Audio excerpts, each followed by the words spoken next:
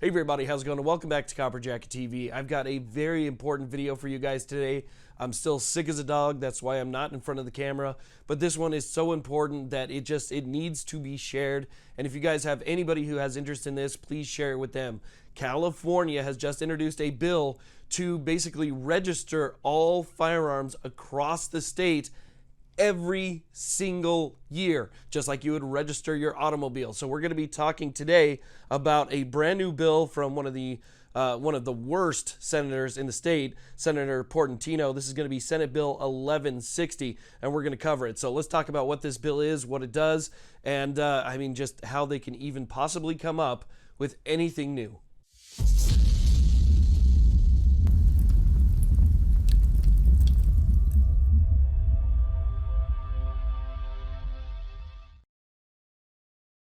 Okay, so let's go ahead and take a look at this bill. Now, if this bill was introduced in any state that actually had a two-party system where there were checks and balances, I would say there is no way this is going to pass. But because California is controlled by one party, there's a good chance that this got the green light before it was even ever introduced. This was introduced at 9 p.m. last night on February 14th, so on Valentine's Day. Now we're going to go ahead and we're going to read this bill. I'm going to skip through some of the BS in the very beginning here. This bill would require every firearm in the state, except those specifically exempted, to be annually registered with the department.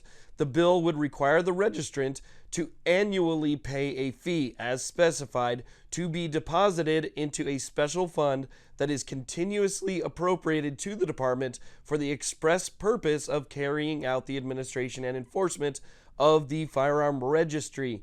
The bill would require the department to establish and maintain a system for the annual registration, and would require the department to make registration information available to other law enforcement agencies as specified. The bill would require the department to make reasonable efforts to notify dealers and owners and the general public regarding these requirements. Here it says this bill would prohibit possession of an unregistered firearm. So if you guys had things that you bought prior to this, anything, an old 22 that was handed down by your dad, a lever action, brake action, who knows, something like that. This would include everything.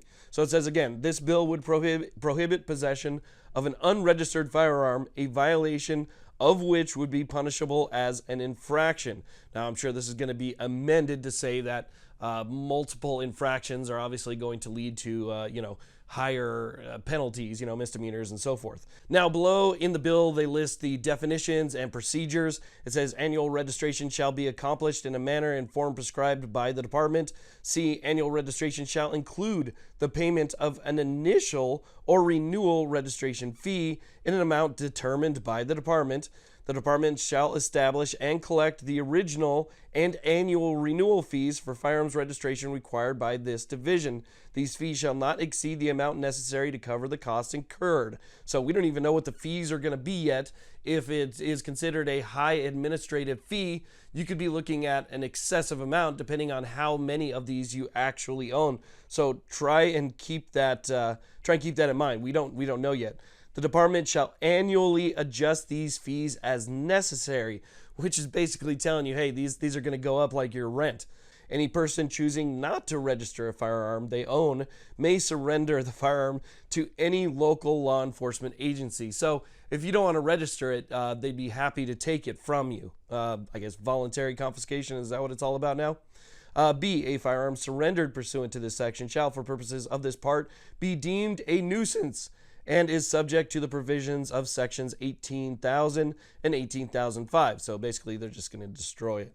And then it says here, the following are exempted. So it's basically if you work for the state, or you're a state agency or a federal agency or the military, you're exempted. So again, this only affects the general population. They have completely written themselves out of this. The only thing that it applies to when it comes to what people own personally is anything that's considered an antique. That's the only thing that seems to be exempt if you're not a member of the federal government or the state government or agency. Now here's where we get into some of the dates. The department shall, by no later than April 1st, 2025, establish and maintain a system for the annual registration of firearms held in the state. And then it goes on and tells you a little bit more about how they plan on carrying that out. But the actual law would be commencing on July 1st, 2025. Any person who owns, possesses, or has custody or control over any firearms subject to registration pursuant to this division that is not currently registered is guilty of an infraction punishable by a fine of $1,000. Now, I am assuming that's going to be $1,000 per incident. So if, let's say that you have 10, you're looking at 10 grand. There's a lot of people out there that have 50 plus. So just do the math right there. It could get pretty bad just as a standard infraction. So this is the bill. I mean, there's not really much else to talk about after that. This is the bill that they're pushing through the Senate in the state of California right now that looks to just completely upend everything. I mean, every single time you think you could maybe get like a step forward, we got a lawsuit that's made it up to the 9th. Maybe it's going to go to the Supreme Court. Maybe we can kind of get some of this stuff struck down. These people have the wildest imaginations, the craziest imaginations, where you can come up with something that is worse or extends on something that's bad already in the state of California. There are more than 100 of these laws in the state of California, more than any other state across the country. And yet they still find new ways to come up with something else. This is a complete travesty. This is as unconstitutional as you get. There is no way that you would have to register to practice your First Amendment rights. There's no way you'd have to register to practice your Fourth or Fifth or any other right. This is only California going after the law-abiding and the Second Amendment, and this needs to be stopped. So you guys have some time here.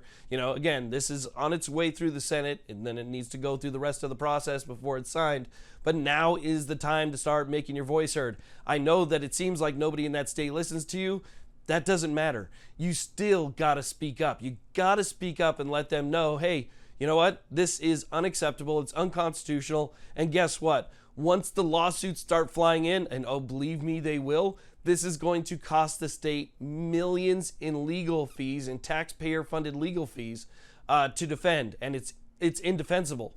So again, it's going to cost everybody money, and your taxes are going to go to, well, trying to take away one of your rights. So again, this is something that needs to be handled before it gets signed. Anyway, I want to thank you all very much for watching. Again, sorry for everything. My voice, just this whole thing sucks.